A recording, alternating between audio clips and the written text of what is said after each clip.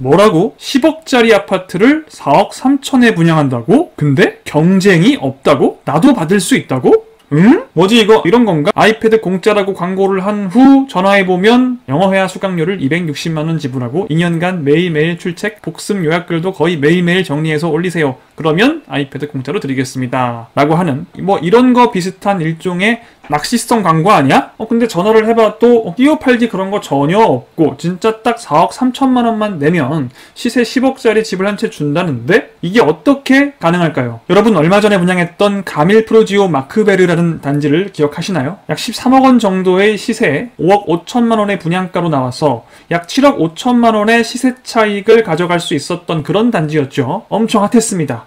여러분들 자격되시는 분들은 다들 청약하셨을 거예요. 근데 떨어졌죠. 여러분 왜 떨어진 거예요? 이 경쟁률을 보세요. 평균 경쟁률이 400대 1을 넘었습니다. 이러니 당연히 떨어질 수밖에 없죠. 에이, 시세 차익이 크면 뭐하나? 당첨이 안 되는데. 분양받고 싶어도 당첨이 안 되는데. 근데 만약에 경쟁이 없다면 그냥 내가 원하면 10억 정도 하는 신축을 4억 3천만 원에 그냥 분양받을 수가 있다. 내가 원하기만 하면 차익 5억 7천만 원을 내가 얻을 수 있다. 이러면 어때요, 여러분? 자, 벌써 어떤 얘기인지 감이 오시는 분들은 굳이 이 영상을 보지 않으셔도 괜찮겠습니다. 하지만 아직도 제가 무엇에 대해서 말씀드리고 있는지 감이 안 오시는 분들은 반드시 이 영상을 끝까지 시청하셔야 합니다. 이건 몰라서는 안 되는 정보예요. 좋아요 먼저 한번 꾹 눌러주시고요. 영상 끝까지 시청해주세요.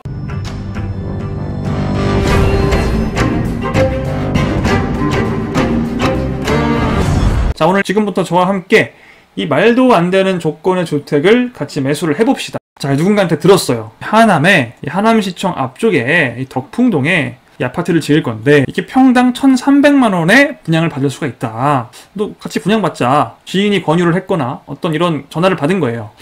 평당 1,300이면 33평이면 얼마예요? 4억 3천이죠. 야, 4억 3천에 하남의 신축 아파트 33평을 받는다고? 상당히 좋아 보여요. 그럼 이제 뭘 봐야 돼요? 입지를 한번 봐야겠죠. 이게 대체 어디길래 이렇게 쌀까 보겠습니다. 여기 들어오는데 덕풍동에 이 밑에 이렇게 생긴 게 하남 교산신도시 예정지죠. 이 교산신도시 예정지는 33평 기준 약 11억 원 정도의 가치가 있는 걸로 현재 기준에서 판단이 되고, 그건 이제 이 가밀 프루지오 옆에 있는 가밀지구의 가밀 프루지오 마크베르의 예상 시세를 바탕으로 한 거죠.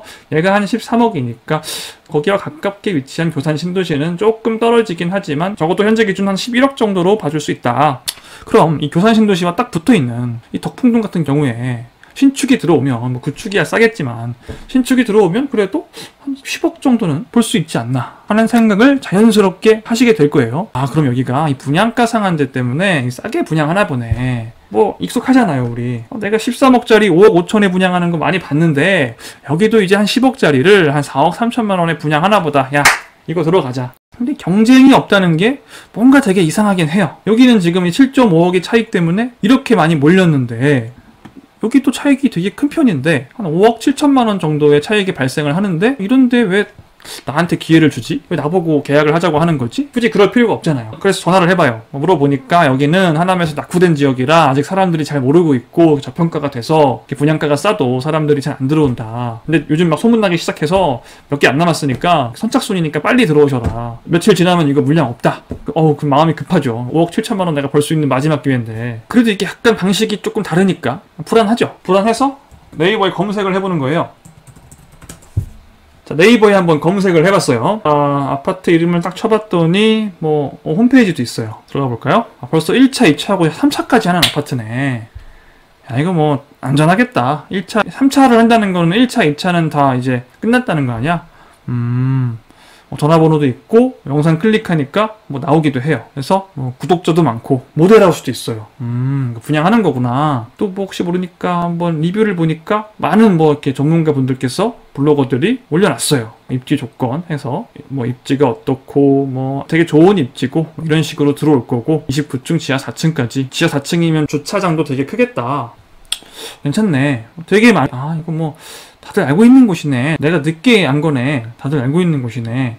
주식인 또 보니까 분양하는 거 맞죠? 분양받아도 괜찮을까요? 라는 글이 있어요. 또 답변도 해줬어요. 초인이면 되게 신뢰할 수 있는 사람이잖아요. 질문자가 택도 했어요. 1800여 세대로 단지가 예정이 되어 있고 자녀 세대 조합원을 모집하고 있습니다. 그래서 이렇게 지어지고 아주 좋은 입지고 예약은 이렇게 하시면 됩니다. 이렇게 딱 깔끔하게 답변도 해줘요. 여기 전화해서 예약해야겠네? 전화해서 어떻게 해요? 자, 이제 딱 전화를 해서 사무실로 가서 계약서를 쓰는 거예요. 어디 아파트 가입 계약서, 동호수까지 딱 명시가 돼요. 가입 계약서 어쩌고저쩌고 뭐 1조, 2조, 3조 해서 딱 사인하고 계약을 딱 했어요. 계약금을 내고, 야, 내가 또 현명하게 이렇게 내가 또 이렇게 머리가 좋아서 이런 내가 또 시세 차익 5.7억 나는 아파트를 내가 분양받았구나. 남들은 죽을 똥 쌀똥해서 400대 1의 경쟁률을 뚫고 막 당첨이 되는데 나는 선견지명으로 빨리 정보를 파악해서 내가 정보에서 앞서서 내가 분양받았다. 성공했다. 그렇죠? 자, 지금까지 여러분의 인생을 시원하게 말아드시는 시뮬레이션을 진행해봤습니다. 여러분 인생 방금 꼬인 거예요. 왜 꼬였을까요? 중간중간에 다 써있었죠. 사실 이거 보고 또 그냥 지나가신 분들 많으시죠? 이거 뭔지 모르면 큰일 납니다, 여러분. 자, 이건 분양이 아니에요. 분양받으시는 게 아니고 이건 지역주택조합이라고 하는 조합에 가입을 하는 겁니다. 보통 짧게 지주택이라고 많이 불러요. 자, 먼저 결론을 내려드리면 지역주택조합에 들어가지 마세요. 지주택 분양받고 이런 거 하지 마세요. 조합 가입하지도 마시고 아무것도 하지 마세요. 그냥 잊어버리세요. 왜 그럴까요? 여러분은 여기서 이미 이게 지역주택조합이구나라는 거를 아셨어야 돼요. 어떻게 10억짜리를 4억 3천만 원에 분양하는 게 경쟁이 없습니까? 이게 뭔가 사기적인 요소가 있다라는 거는 당연히 생각을 해야 되는 거예요. 어떤 사람이 10억짜리를 그냥 대가 없이 4억 3천에 줍니까? 이런 분양주택들은 우리가 분양을 할 때 국가에서 제한을 하니까 어쩔 수 없이 분양가를 낮춰서 이제 청약을 받아서 이렇게 높은 경쟁률을 뚫고 당첨이 되는 거고, 어떻게 이런 경쟁률 없이 10억짜리를 4억 3천에 주냐고요. 말이 안 되죠. 말이 안 되면 의심을 일단 하셔야 돼요. 의심을 안 하시고 이렇게 들어가시는 분들이 계시더라고요. 가끔 제가 상담받을 때 이걸 물어보시는 분들이 계셔서 이렇게 좋은 데가 있는데 여기 좀 불안해요 라고 물어보시는 분들이 있어요. 그나마 불안하다고 느끼신 게 얼마나 다행이에요. 아이고 땡 잡았다 그러고 들어가시면 큰일 납니다. 자, 일단 이 지역주택조합이 뭔지부터 한번 개념을 한번 볼게요. 방금 우리가 봤던 이 지주택 추진하고 있는 이 부지 바로 옆에 이 교산 신도시라고 크게 조성이 되죠. 이런 걸 이제 택지라고 하거든요. 택지지구. 이 택지는 이제 공공택지예요. 그래서 정부가 지금 이 택지를 조성을 하는 건데, 이 정부가 택지를 조성할 때 잘 생각을 해보면 여기에 원래 이렇게 살고 있던 사람들 있죠. 아파트는 없더라도 단독주택이나 농사 지으시는 분들도 많고 이런 분들이 있는데 어떻게 택지에다가 아파트를 지을까요? 이제 수용이라고 하는 과정을 거쳐요. 돈 주고 국가에서 이 아파트를 지을 땅을 확보하려고 이 돈을 소유주들에게 주고 땅을 사오는 겁니다. 이 땅을 사오지 못하면 아파트를 지을 수가 없겠죠. 반드시 그래서 이 신도시를 지으려면 이 수용을 잘 해야 돼요. 토지 수용을 잘 해야 돼요. 근데 이제 여기에 뭐 한 200명이 살고 있었어요. 이 땅에. 근데 198명은 뭐 정부가 제시하는 대로 괜찮네, 이 정도면 땡 잡았네 그러고 돈 많이 받고 나갔어요. 정부한테 땅 팔고 돈 되게 많이 줘요. 이거 만족스러울 만큼 주거든요. 근데 한 2분 정도가 200명 중에 딱 2명이 난 못 나간다, 얘네가 억만금을 주는 난 못 나간다. 근데 이분이 땅을 요렇게 가지고 있는 거예요. 한 분은 요렇게, 그럼 요렇게 두 땅을 빼고 이 나머지만 개발을 하는 게 조금 이게 애매하죠. 그래서 이런 걸 알박기라고 했어요. 옛날에는 알박기라고 혼자 그냥 안 나가는 거예요. 보통 목적이 막 천문학적인 금액을 받고 나가려는 그런 목적. 끝까지 버티다가 나 때문에 못하지롱 그러면서 버티다가 끝까지 버티다 보면 뭐 시사의 10배, 20배, 뭐 100배까지도 받을 수가 있기 때문에 이거 노리고 그냥 버티는 거예요. 내가 원하는 가격이 나오면 뭐 내가 나가줄게 이러면서 나가는 거죠. 근데 이제 옛날엔 그랬는데 지금은 이게 불가능한 게, 여기 있는 사람들 대다수가 동의를 해버리면 남은 소수의 인원들은 그냥 강제로 수용을 당해버려요. 우리가 뭐 재건축 조합 만들 때도 75%가 동의를 하면 25%는 동의를 하지 않아도 조합이 만들어지는 것처럼 극소수는 동의를 하지 않아도 그냥 강제 수용을 해버릴 수가 있습니다. 그렇게 안 하면 신도시가 진행이 안 되겠죠. 어떤 택지지구도 진행을 못하기 때문에 강제로 해버리는 거예요. 그래서 사업을 진행할 수가 있는 겁니다. 근데 이 지역주택조합은 뭐냐면 이제 국가가 어떤 땅을 사들여서 아파트를 짓는 게 아니고요. 그냥 민간인들이, 우리 같은 민간인들이 지역주택조합이라는 조합을 결성을 해서 우리가 이 땅을 사서, 어떤 땅을 사서 여기에 아파트를 한 단지 지어보자. 신도시까지는 아니고 아파트 한 단지 정도를 지어보자 라고 해서 조합을 결성한 게 지역주택 조합이 되는 거예요. 민간인들이 대신하는 거니까 조금 복잡하긴 하겠지만 이렇게 똑같이 하면 되는 거 아니야? 라고 생각하실 수가 있죠. 국가도 보니까 뭐 땅 사가지고 되게 싸게 분양하던데 우리가 땅 사서 우리한테 스스로 되게 싸게 분양하는 거구나. 이거 우리가 국가가 할 일을 좀 번거롭게 대신하면 막대한 이득을 얻을 수 있는 거네. 근데 그게 그렇지가 않은 게, 결정적인 여기서 차이가 있는 게 뭐냐면, 첫 번째, 지주택이 안 되는 이유. 첫 번째, 가장 큰 이유는 토지를 다 매입을 해야 되는데 이게 어렵기 때문이에요. 지주택은 토지를 100% 매입이 필수이기 때문입니다. 아까 정부가 수용을 할 때는 대다수의 땅을 수용을 하면 나머지 일부는 그냥 무시하고 강제 수용할 수 있어요. 여기만 동의를 받으면. 그러니까 다수의 동의를 받으면 소수는 그냥 무시하고 전체 땅을 다 수용해버릴 수가 있다고요.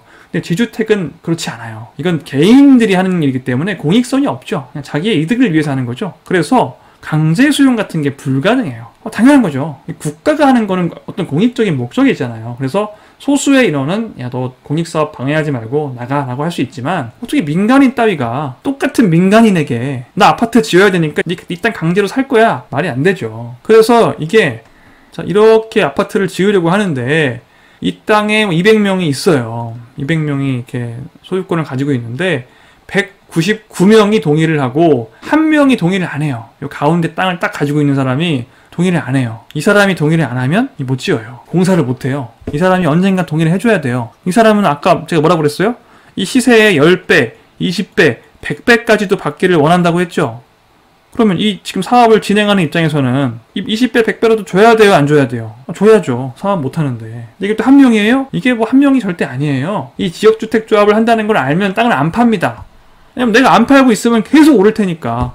이 주주택 조합원들이 나한테 10배, 20배로 값을 쳐줄 걸 알기 때문에 안 팔죠. 그러니까 사업이 돼요, 안 돼요? 사업이 안 되는 거예요. 하고 싶어도, 우린 막 조합에선 하고 싶어도 사업이 되지가 않아요. 100배 주고 하든지. 100배 주면 어떻게 돼요? 이제 뭐 이득이 없어요. 처음에는 4억 3천에 분양한다라고 했지만 이게 계속 분담금이 올라가면서 뭐 결국 6억, 7억, 8억 계속 올라가는 거예요. 이거 매입하다가, 토지 매입하느라고. 원래 시세보다 몇 배, 10배, 20배 더 많이 주고 사느라 돈 다 쓰는 거죠. 돼도 문제고 대부분 또 그렇게는 못하니까 안 되고 가만히 있는 거예요, 그냥. 이래서 지주택은 진행이 안 되는 거예요. 거의 다 진행이 안 된다고 보면 됩니다. 자, 그래도 이거는 어떤 하려는 의지가 있는 거죠. 자, 근데 이거보다 더 큰 문제인 게 뭐냐면 대행사가 그냥 사기꾼인 경우가 너무 많아요. 그러니까 이게 지주택은 민간인들이 뭐 어떤 전문 지식도 없이 이 땅을 수용하고 뭐 또 건설사를 선정해야 될 거 아니에요. 시행사를 선정을 해야죠. 뭐 두산건설로 할지 뭐 자이로 할지 뭘로 할지 시행사를 또 선정을 해서 뭐 아파트는 어떻게 지을 것이며 뭐 공법은 어떻게 할 거고 이런 건 이제 해야 되는데 도저히 우리가 못 하겠는데. 그래서 뭘 두냐? 보통 대행사를 하나 껴서 합니다. 이렇게 돈을 주면서 조합에서 대행사에 돈을 주고 시키는 거죠. 사업을 좀 진행해봐. 조합원 좀 모아와봐. 자, 근데 대행사가 조합 피를 빨아먹는 일이 이게 뭐 한두 번 있는 게 아닙니다. 기사 하나 볼게요. 조합원 돈 100억 등친 지역주택조합장. 이 조합장들도 사기꾼 진짜 많아요. 이 조합장과 업무 대행사와 특수관계사가 짜고, 대행사와 조합장이 짜고 복잡하게 나오는데 본인이 아파트 예정지 땅을 미리 사놓고 본인이 조합장인데 본인이 땅을 사놓고 알박기를 하는 이런 이상한 짓을 하는 거죠. 그렇게 해서 100억 원 가량의 이득을 챙겼다. 그냥 알박기 하는 사람들만으로도 너무 힘든데 지주택은 아예 그냥 그거 노리고 처음부터 시작할 때부터 이미 그걸 노리고 시작하는 경우가 너무 많아요. 이걸 주도하는 사람이 그 사기꾼이에요.